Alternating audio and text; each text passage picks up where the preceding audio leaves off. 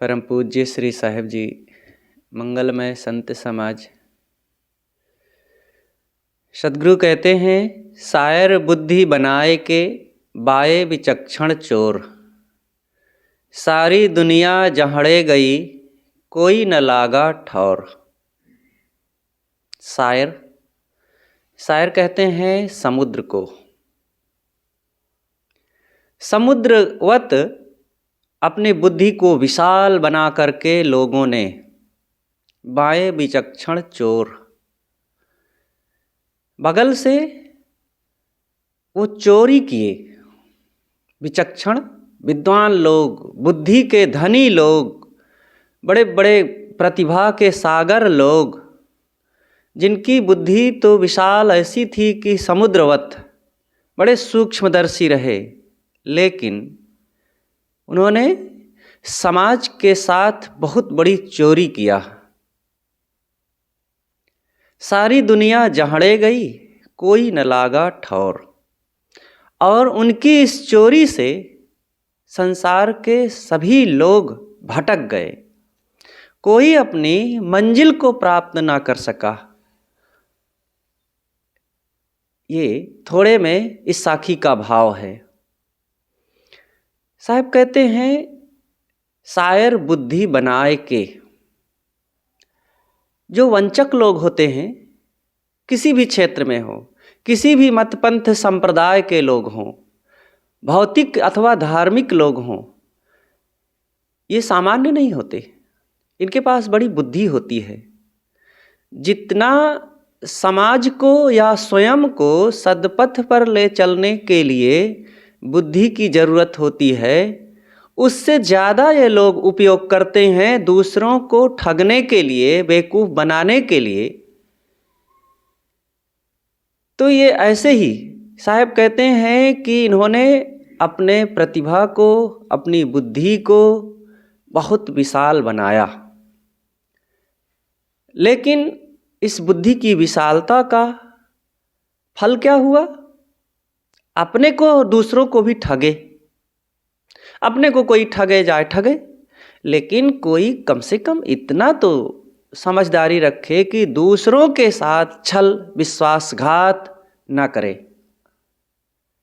और जो दूसरों के साथ करेगा तो फिर अपना भी कर रहा है। अनेक ढंग से दैववाद, ईश्वरवाद, चमत्कारवाद और ये देवी देवता, भूत प्रेत आदि आदि जो मान्यताएं फैलाई गई है, ये किन लोगों ने किया है? यही विचक्षण लोगों ने, बुद्धि के सागर लोगों ने, विद्वानों ने, पुरोहितों ने यही काम किया है। इनके पास बुद्धि की कमी थोड़े रही। सदैव से ये लोग यही सोचते रहे, क्योंकि जो सामान्य जनता होती है वो अपने जीवन निर्वाह में लगी रहती है और गुजर बसर में ही वो अपने समय को लगाती है। लेकिन ये धूर्त लोग, ठग लोग, ये केवल लोगों को धन लूटने में और दूसरों को धोखा देने में, वो बेचारे इसी में लगे रहते हैं। इसलिए साहब कहते हैं, सायर बुद्धि बनाए के बाएं विचक्षण चोर। चाहे जितना चीजें मिल जाएं इनको, लेकिन दूसरों को ठगने में, धोखा देने में वो बाज नहीं आते। सायर बुद्धि बनाए के बाएं विचक्षण चोर। बुद्धि के सागर लोग, खूब जिनके पास प्रतिभा थी, ऐश्वर्य था और संसार के की तमाम जानकारियां थी, लेकिन ये ऐश्वर्य, धन, प्रतिभा और जानकारियों का इन्होंने सिला क्या दिया संसार को? धोखा, ठगी, और उनको बौद्धिक तथा आर्थिक शोषण में प्रयोग किया।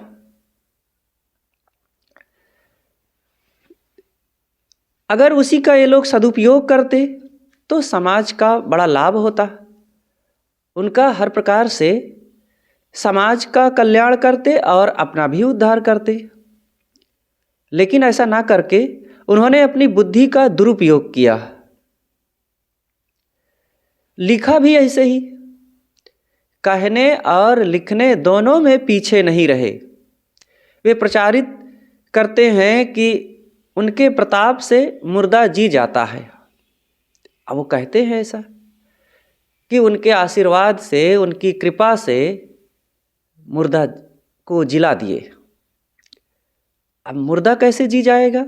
लेकिन ये लोगों ने, ये बुद्धि के धनी लोगों ने अपनी कलाबाजी को बस इसी तरफ दिखाया है कि हम ये कर सकते हैं, वो कर सकते हैं, मुर्दा को जिंदा कर देंगे और किसी को उड़ा देंगे।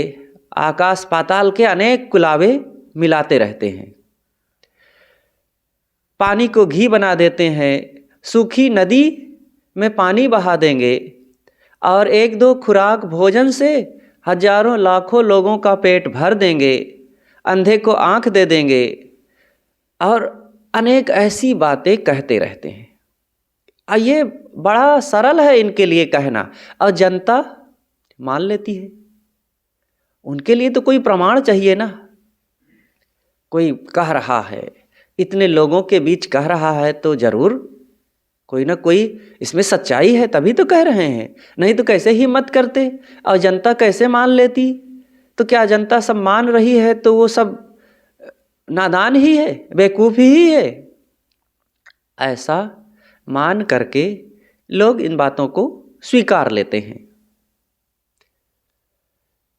साहब कहते हैं कि बाएं विचक्षण चोर, ये विलक्षण लोगों ने, बुद्धिमान लोगों ने लोगों को साइड से ऐसा धोखा दिया, ऐसा छल किया, ऐसा उनको कुछ का कुछ कह करके गुमराह किया कि वे हर हाल में लोगों को गिराते ही रहे, उनको धोखा देते ही रहे।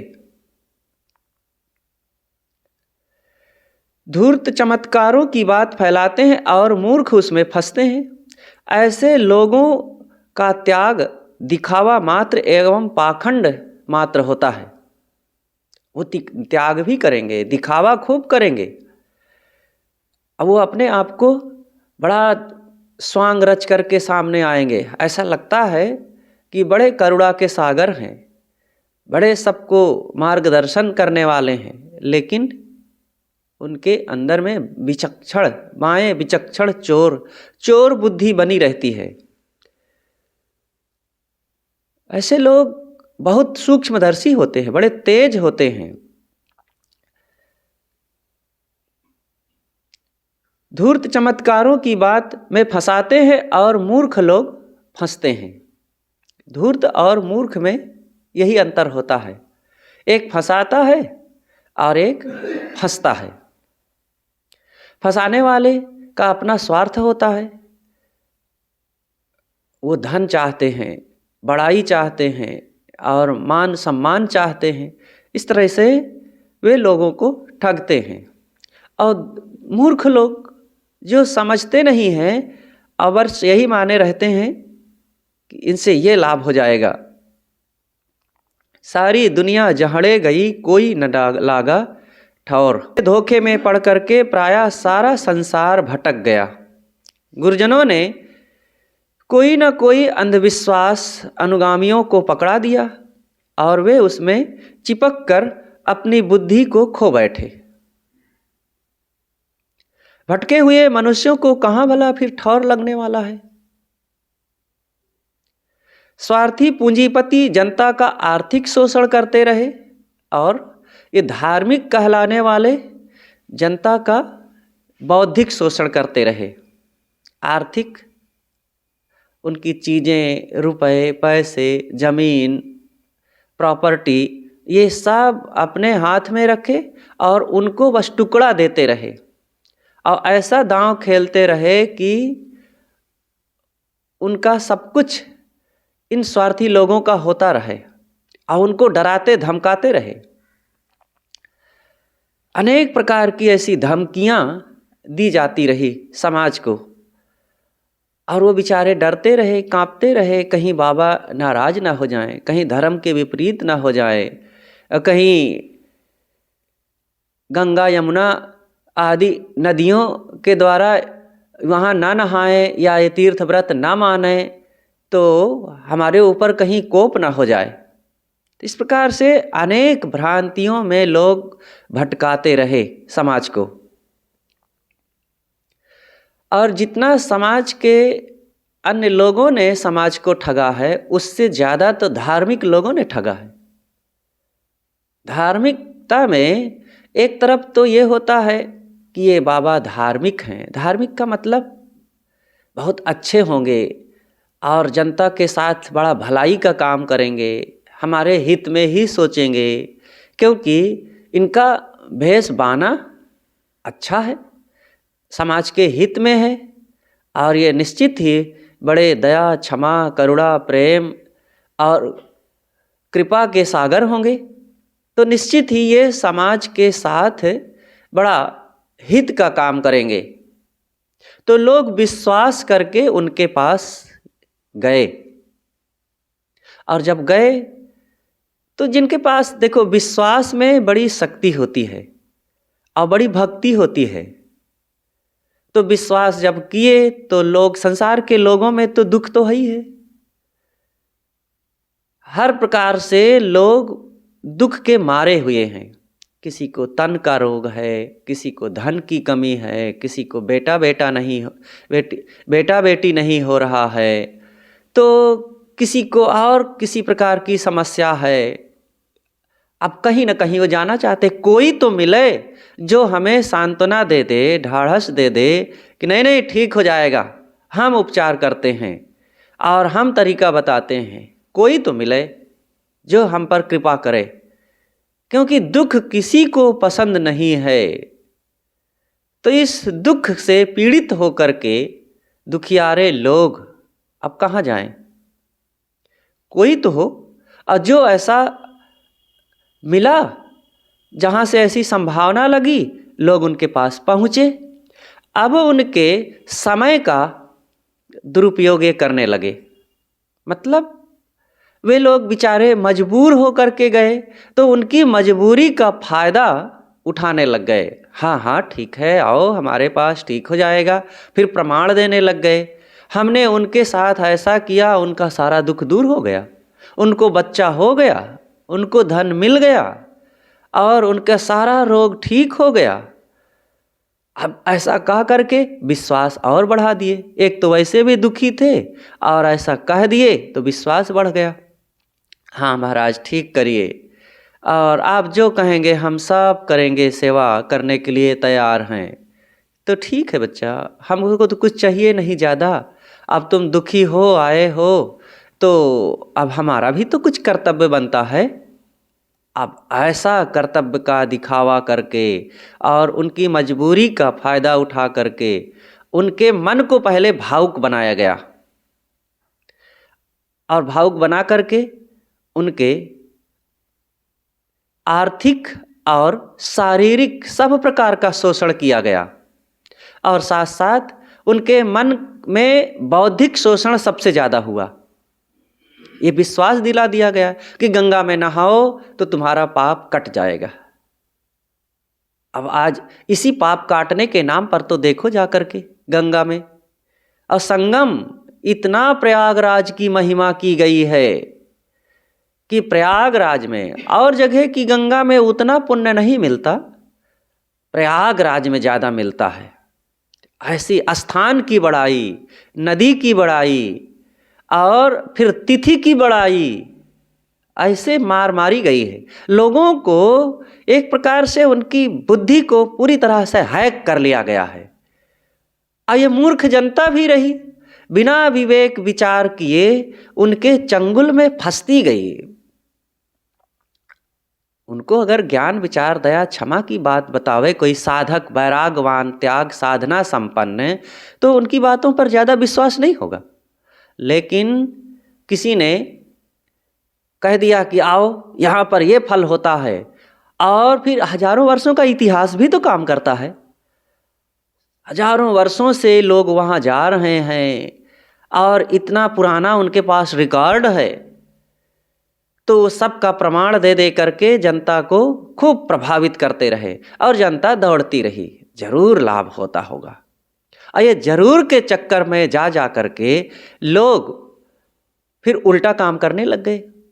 जिस समय और शक्ति से अपने कर्मों को सुधार करके, मन इंद्रियों को स्वश करके, दया क्षमा आदि सद्गुणों को धारण करके जीवन को परिशोधित किया जा सकता था, उसी समय और शक्ति से अब ये इधर उधर भागने लगे।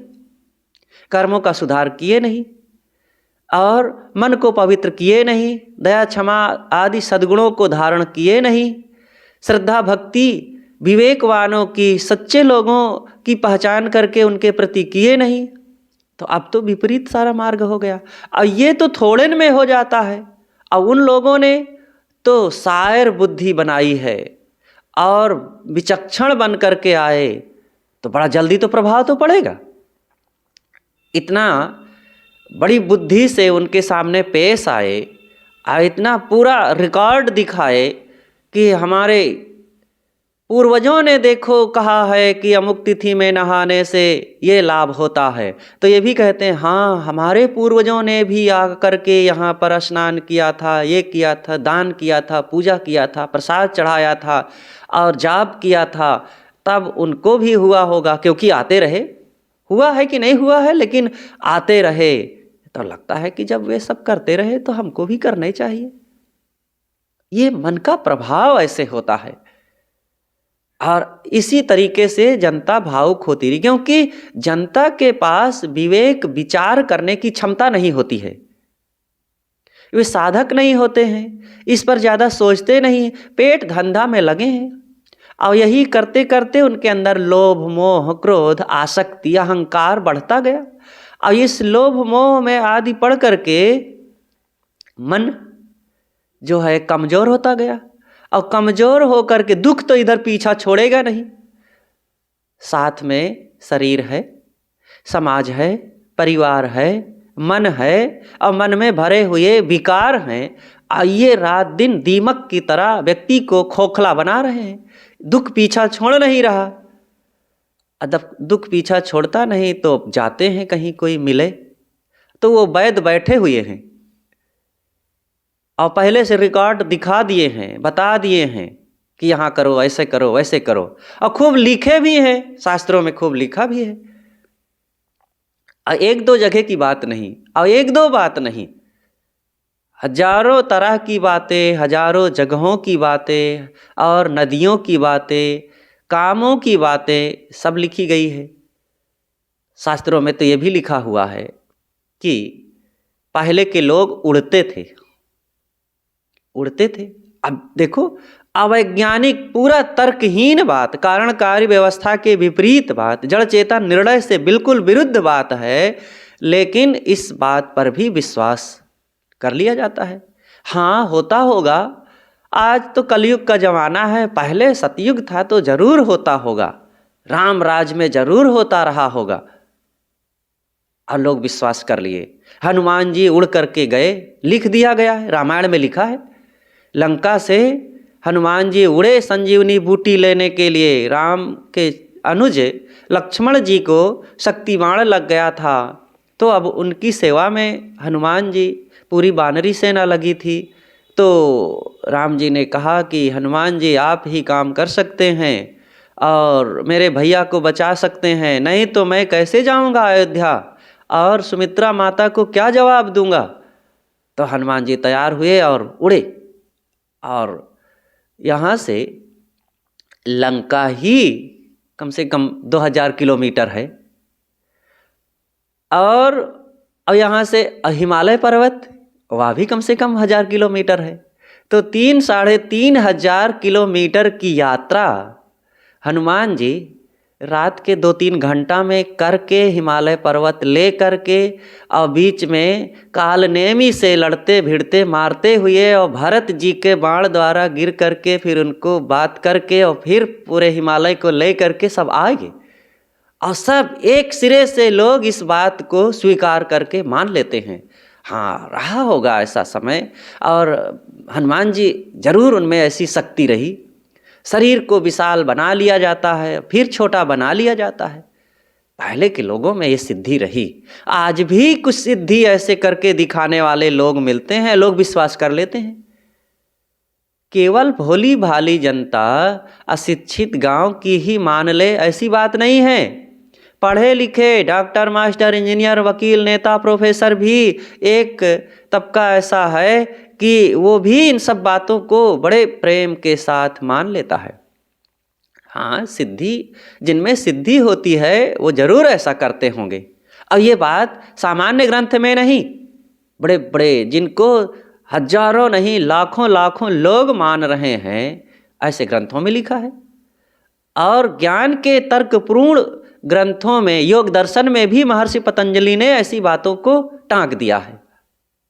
और सर राधा कृष्णन जी ने भी टीका करते हुए इस बात को कह दिया है कि कौन जाने होता हो, और होता हो तो भी इस बात पर ज़्यादा विश्वास नहीं करना चाहिए कि लोग उड़ जाते हैं आकाश में। अब देखो, कौन जाने होता हो, एक तो ये बात संदेह में डाल दिए, और फिर कह दिए कि होता हो तो भी बहुत विश्वास नहीं करना चाहिए। काहे ना विश्वास करें भाई, जब होता ही हो शायद, तो जब उससे फायदा ही होता हो तो काहे ना विश्वास करें। तो इस तरह से लचर भाषा बोल करके जनता को तो कमजोर कर दिया गया। अब जनता इतना तो सोच नहीं सकती है, उसके गहराई में जाकर के तर्कपूर्ण बात को विचार करके छोड़ तो पाएगी नहीं। हमने उनको हरी झंडी दिखा दिया, अब वो जाएगी गाड़ी, बिल्कुल गाड़ी वहाँ जाएगी अगर हरी झंडी दिखा दिया है तो। चाहे जितना कहें कि खतरा है, आगे मत जाओ, क्योंकि लोगों को तो ये लगा है कि अगर अरे महाराज नहीं फायदा होगा तो नुकसान नहीं होगा, थोड़ा देख लेते हैं वहाँ भी जा करके, उनके पीछे जा करके, ऐसा भी करके। तो इससे एक बहुत बड़ी हानि ये होती है कि विवेक विचार नष्ट हो जाता है। और विवेक विचार नष्ट होने से हमारे तर्क बुद्धि खत्म, और जो करना चाहिए वो नहीं कर सकते हैं, जो नहीं करना चाहिए उधरे हमारी गाड़ी चली जाती है, और वैसे कर्म होने लगते हैं, वैसी बातें सोचने लगते हैं, और फिर आत्मबोध की बातें, जड़ चेतन निर्णय की बातें, मैं कौन हूँ, जीवन क्या है, जीवन किस लिए मिला हुआ है, इस जीवन में आकर के क्या करना चाहिए, इन सारी बातों से वंचित रह जाते हैं। जो मानव जीवन का परम फल है, परम कर्तव्य है, परम पुरुषार्थ है और परम लाभ है, वो सब छूट जाता है। तो साहब इन्हीं लोगों के लिए कहते हैं कि बाएं विचक्षण चोर, ये चोरी की गई है समाज के साथ। सदगुरु कबीर ने रामायणी प्रकरण में भी यही कहा है, बड़सो पापी आहि गुमानी, पाखंड रूप छलो नर जानी, बावन रूप छलो बलि राजा, ब्राह्मण कीन कौन को काजा। ब्राह्मण ही सब कीन्ही चोरी, ब्राह्मण ही को लागल खोरी, ब्राह्मण कीनो वेद पुराना, कैसे कह मही मानुष जाना। एक से ब्रह्म पंथ चलाया, एक से हंस गोपाल ही गाया, एक से शंभु पंथ चलाया, एक से भूत प्रेत मन लाया, एक से पूजा जैन विचारा, एक से निहुर निमाज गुजारा, कोई काहू का हटा न माना, झूठा खसम कबीर न जाना। तब साहब अंतिम में कहते हैं कि अरे भाई, तन मन भजरो मोरे भक्ता, सत्य कबीर सत्य है वक्ता। अपने तन मन को जरा उधर से रोको, और ये कबीर सत्य को देखता है और सत्य का ही भाषण कर रहा है, सत्य की ही बात कह रहा है, इसलिए सत्य को समझो और अपनाओ। ये झूठे प्रलोभन में मत पड़ो, और नहीं तो ठगने वालों की कमी नहीं है। कबीर लोभी के गांव में ठग नहीं परे उपास, जो जही मत के लोभिया तेहि घर ठग को बास। वहाँ बहराइच में गाजी मियाँ की मजार है। तो गाजी मियाँ ये महमूद गजनवी का भांजा था और बड़ा वीर था, और अभी उसकी उम्र 22-23 साल की ही थी, उसके अंदर ही थी। तो उस समय राजा सुहृददेव, जिसे राजा सुहेल भी कहा जाता है, तो इनसे लड़ाई हो रही थी, और राजा सुहृददेव के भाला से उस गजनी, महमूद सालार नाम था गजनवी के भांजे को, तो वो मारा गया और वहीं पर उस बहराइच में दफना दिया गया। अब मियाँ लोगों ने उसको प्रचार कर दिया कि वहाँ जो जाता है उसको सारी रिद्धि सिद्धि मिल जाती है, सारा रोग दुख समाप्त हो जाता है। उसकी मज़ार पर जो चादर चढ़ाता है, वहाँ जो जल चढ़ाता है, उसको सारी मनोकामना पूरी हो जाती है। तो वहाँ पर जो पानी चढ़ाया जाता है चादर चढ़ा करके, अब पानी बह करके एक किनारे एक गड्ढा बना हुआ है वहाँ लग जाता है, तो उस पानी को जो पी लेगा तो बंध्या स्त्री को पुत्र हो जाता है। आँखों में लगा ले कोई तो अंधे को आँख मिल जाती है, और उसको शरीर में लगा ले तो सारा रोग दूर हो जाता है। सारा रोग, कोढ़ कुष्ठ रोग अगर है तो सब ठीक हो जाता है।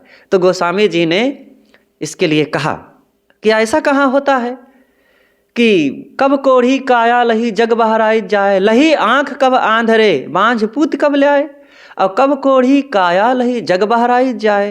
एकदम कबीरी भाषा में गोस्वामी जी ने बड़ा तर्क पूर्वक एकदम काट दिया है कि लही आँख कब आंधरे, किस अंधे ने बहराइच में जाकर के मजार के उस पानी को आँख में लगा करके आँख पाया है, और बांझ पूत कब लाए, किस बंध्या ने पुत्र पाया है, और किस कोढ़ी ने काया पाया है उस पानी को लगाने से, बहराइच में जाने से। सब झूठ है, बकवास है, अंधविश्वास है, ऐसा लोगों ने झूठा भ्रम फैलाया है। गोस्वामी जी बहुत साफ कह देते हैं। लेकिन जब अयोध्या की बात आती है, श्री राम की बात आती है, तब वे कहते हैं चार खान जग जीव अपारा, अवध तजे तन नहीं संसारा। चार खान के जितने जीव हैं वो मनुष्य ही नहीं, पशु पक्षी कीड़ा मकोड़ा, वे सब अयोध्या में आकर के सरयू के किनारे, चाहे कहीं भी सरयू नदी में डूब करके या ऐसे ही आत्महत्या करके अगर शरीर छोड़ दे तो सब नहीं संसारा, पुनर्जन्म ना विद्यते, फिर से उसका पुनर्जन्म नहीं होगा, सब मुक्त हो जाएंगे। अब इतना बड़ा प्रमाण गोस्वामी जी दूसरी तरफ ये कह दिए। इन बातों को कैसे मान लिया जाए? बड़े बड़े कहलाने वालों ने कह दिया है, बड़ी पोथी में लिख दिया गया है। तो सद्गुरु कहते हैं कि बाएं विचक्षण चोर, पुराणों में खूब लिखा गया है, बहुत बातें हैं और अनेक बार कही जाती है, यहाँ कहने की फुर्सत अब नहीं है कि राजा प्रियव्रत के रथ के पहिए से सातों समुद्र खुद गए, हनुमान जी ने सूर्य को निगल लिया, और बाली तथा सुग्रीव आदि ये सब बानर थे, जामवंत जी रीछ थे, लोग आकाश में उड़ते थे, और अमुक को इतना 60,000 बच्चे एक साथ पैदा हो गए, अमुक अमुक तीर्थों में नहाने से ये लाभ होता है, और अमुक ग्रंथ को पढ़ लेने से ये पाप कट जाता, अमुक नाम को जप लो तो ये पुण्य मिलता है, अमुक तिथि को उपवास रह ले तो ये लाभ मिलता है, और अमुक जगह जा कर के वहाँ जल चढ़ा दो, 1 किलो बतासा चढ़ा दो तो ये फल मिलता है। बहुत बहुत लिखा गया है, सब बकवास, पूरी तरह से बकवास है। कोई ऐसी जगह में जा कर के ऐसा कुछ करो, कुछ नहीं होता है। कारण कार्य व्यवस्था से विहीन जितनी बातें हैं, जड़ चेतन निर्णय जो प्रकृति विसंगत बातें हैं, इन सब को पूरी की तरह से झूठ मान करके छोड़ देना चाहिए। हाँ, जो हो रहा है उसको आप जरूर मानिए, उसमें आप धोखा खाएंगे, वैसा नहीं करेंगे तो दुख पाएंगे। जो व्यक्ति जितना रोटी पचा सकता है उतना ही खाएगा, ये कारणकारी व्यवस्था के तहत है। उसका पेट है और वो अनाज है, वो हमारे शरीर में किस प्रकार से एक्सेप्ट करता है, हमारा शरीर कितना पचा पाता है, एक नियम है। इस नियम के अनुसार जो करेंगे तो वो सुखी रहेंगे। अब कोई खा ले हबक के 2 रोटी के स्थान पर 5 रोटी और नाम जपे, चाहे गणेश जी का जपे, चाहे हनुमान जी का जपे, चाहे हनुमान के गुरु महाराज राम जी का जपे, और चाहे ब्रह्मा विष्णु महेश सभी देवताओं को जपे, और चाहे दुर्गा काली और भैरवी किसी को जपे, तो क्या वो कष्ट नहीं होगा? होगा। आग में हाथ पड़ गया है तो चाहे जिसका नाम जपो हाथ जलेगा, चाहे जितना बड़ा गुरु और धार्मिक, अगर ईश्वर नामधारी कोई होगा वह भी हाथ आग में डाल देगा तो उसका भी हाथ जलेगा। मुर्दे को कोई नहीं जिला सकता है, लेकिन कहले वालों ने कहा कि अमुक गुरु की कृपा से मुर्दा जी उठा। यही सब बातें लिखी जाती हैं और जनता बिना विचार किए सब मान लेती है। यही है चोरी करना। और तुम चुरा लिए गया है तुम्हारा धन, लेकिन नहीं समझ में आता है कि कौन चोर है और कौन लुट गया है। बस दौड़ते रहेंगे उधर ही। इसलिए आंखें खोलने की ज़रूरत है, जगने की ज़रूरत है, विवेक विचार करने की ज़रूरत है। ऐसे विचारकों के पास जाकर के यथार्थता को समझने की ज़रूरत है। हिंदी, अंग्रेजी, गणित सीखने के लिए तो बचपन से स्कूल भेज दिया जाता है किसी टीचर के पास। और जड़ चेतन निर्णय की बात, कारणकारी व्यवस्था की बात, प्रकृति के गुण धर्मों की बात समझने के लिए किसी गुरु की, संत की, विवेकी की जरूरत नहीं है। और जिन टीचरों के पास भेजते हैं वो केवल भाषा का बोध कराते हैं, यथार्थ निर्णय, यथार्थ ज्ञान, कारणकारी व्यवस्था की बात नहीं बताएंगे, कर्म सिद्धांत की बात नहीं बताएंगे, दया, क्षमा, सत्यशील आदि आध्यात्मिक तथा इन व्यवहारिक बातों को भी तो नहीं बताते हैं। इसलिए तत्व चिंतकों की जरूरत है। बिना तत्व चिंतन के आदमी भटकता ही रहेगा। इसलिए साहब कहते हैं, कायर बुद्धि बनाए के बाएं विचक्षण चोर, सारी दुनिया जहड़े गई कोई न लागा ठौर। संसार के सभी लोग इसी में भटक गए, कोई अपने ठौर को ना पहचान सके, कोई अपने मुकाम को ना पहुंच सके। मुकाम क्या है?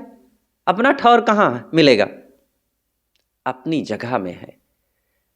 वो है निज स्वरूप चेतन आत्मा।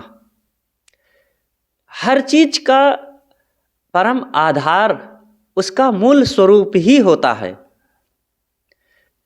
जैसे जड़ तत्वों को देख लीजिए, मिट्टी से निर्मित कोई भी चीज होगी, मिट्टी, धरती एक कारण है और इसके कार्य रूप से जितनी चीजें बनी हुई हैं, चाहे वो मकान हो, चाहे कपड़ा हो, पेड़ पौधा हो, कोयला पत्थर हो, लोहा लक्कड़ हो, कुछ भी हो, सब धरती से निर्मित मिट्टी के वे सब कार्य हैं। और कहीं भी उनको उछाल दो, उड़ जाए, जला दो, गिरे कहीं, तो कहाँ रुकेगा? इसी धरती पर रुकेगा। पानी का कारण रूप कौन सी चीज है? समुद्र। कोई भी पानी होगा, चाहे वो फल का रस हो, बारिश का पानी हो, शरीर का पसीना हो, और किसी भी तरीके का कुछ भी पानी हो, वो सब का मूल स्थान समुद्र है। किसी ना किसी ढंग से वो समुद्र में ही टिकता है, अपने मूल रूप को ही वो प्राप्त करना चाहता है। बारिश हुई, पहाड़ पर गिरा, पहाड़ पर पानी रुका, वहाँ से नीचे आ गया, और वहाँ से भी नीचे जमीन पर, नाली में, नाला में, नदी में, और नदी से समुद्र में। कोई जाकर के धक्का देता है क्या सब पानी को कि चलो चलो चलो समुद्र की ओर? अपने आप अपने मूल की तरफ पूरी व्यवस्था है ये संसार की। इसीलिए लोग कहते हैं कि कोई ना कोई तो जरूर भगवान होगा। ये अपने से सब कैसे होगा?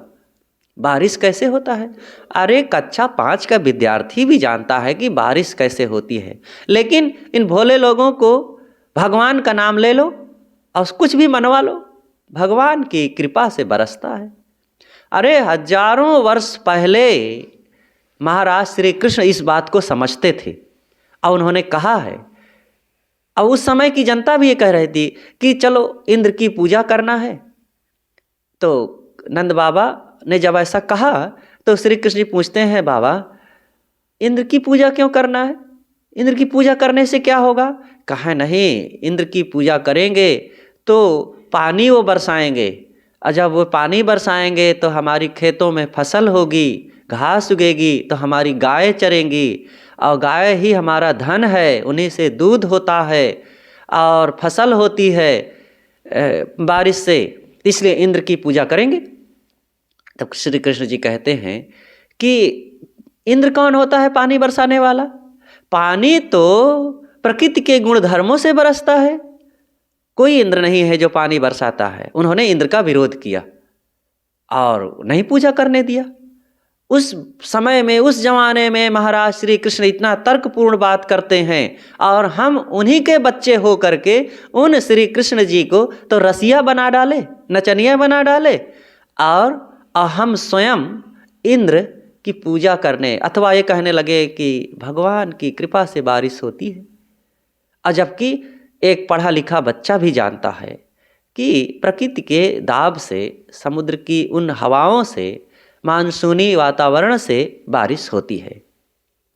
इसलिए हम लोग विचार करें और भटके नहीं, नहीं तो भटकाने वालों की कमी नहीं है। और हम इतना बढ़िया मानव जीवन को पा करके बस इधर उधर भटकेंगे, दुख पर दुख भोगेंगे, तन और मन तो पीड़ित रहेगा ही है, कर्म खराब होंगे, जन्मांतर खराब होगा। तो सावधानी से जीवन को जिया जाए तभी काम बनेगा। तो सद्गुरु इस साखी में बहुत महत्वपूर्ण बात बताते हैं। इस पर जितना चिंतन विचार किया जाए वो कम ही है। शायर बुद्धि बनाए के बाए विचक्षण चोर, सारी दुनिया जहड़े गई कोई न लागा ठौर। आगे